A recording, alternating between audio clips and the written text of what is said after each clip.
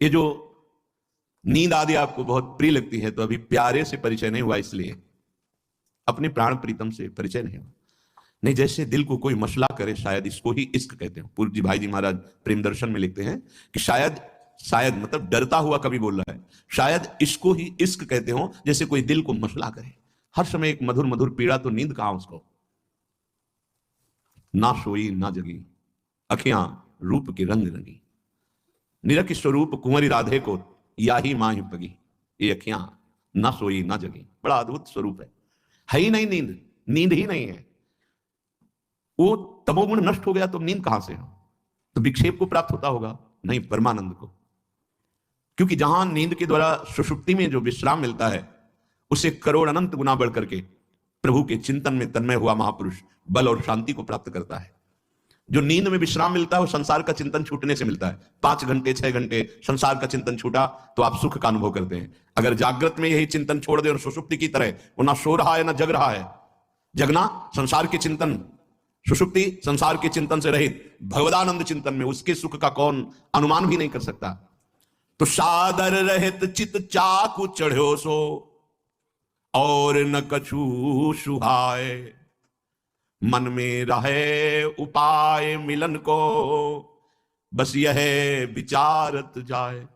जैसे चाक बना में वो बर्तन बनाने वाला चाक उसकी घूमती रहती है और वो चढ़ा हुआ पात्र घूमता रहता है, ऐसे ही मंत्र और नाम उसके चित्त में। एक बार सत्संग में कहा था कि दिमाग में जैसे राउंड राउंड घूम रहा है, वहां मंत्र जपना नहीं पड़ रहा, हर समय मंत्राकार, मानो दिमाग में मंत्र घूम रहा है, सादर सम्मान सहित। इससे बड़ा सुख और क्या हो सकता है? जुगल किशोर का नाम मंत्र चल रहा है, इससे बड़ी उपलब्धि क्या हो सकती है? सादर रहत चित्त चाकू चढ़ो, चित्त का कार्य है चिंतन करना।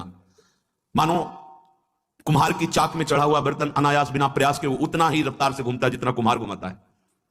गुरु रूपी कुंभकार ने हमारे चित्त को प्रियालाल के नित्य विहार स्थली बनाने के लिए चिंतन रूपी चाक पे चढ़ा दिया। अब बिना प्रयास अनायास ही वो मंत्राकार वृत्ति, नाम रूप लीला, बस उसी के चिंतन में।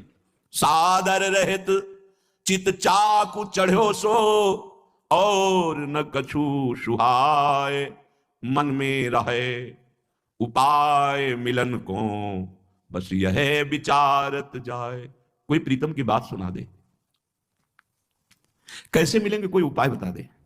रात दिन उसके अंदर व्याकुलता रहती, कैसे प्रभु मिले।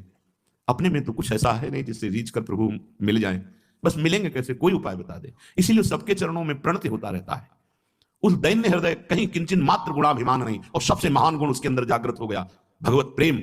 और वो अत्यंत दैन्य है, क्योंकि वो अपने में कहीं कुछ देख ही नहीं पा रहा है कि किस अधिकार से मैं दावा पेश करूं कि प्रभु मुझे मिल जाओ। बस वो कैसे, कोई कृपा कर दे, कोई उपाय बता दे, कोई प्रीतम की बात सुना दे, कैसे प्यारे मिलेंगे।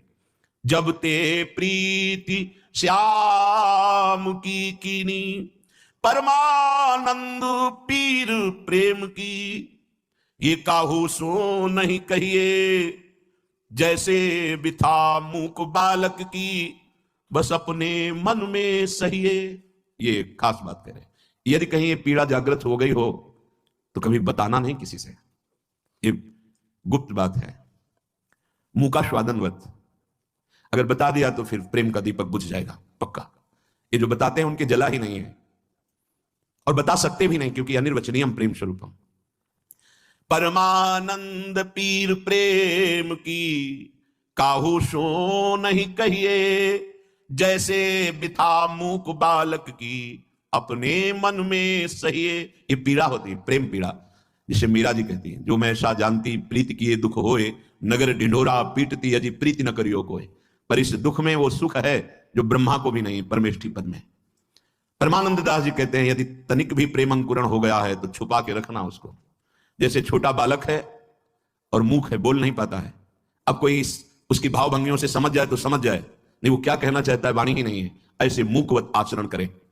कहीं किसी को झांकने भी न दे अपने हृदय की स्थिति को, किसकी स्थिति में क्या चल रहा है। समुद्र की जैसे कोई था नहीं ले सकता, ऐसे गंभीर उपासक के हृदय की वृत्ति को कोई नहीं समझ सकता कहां चल रही है।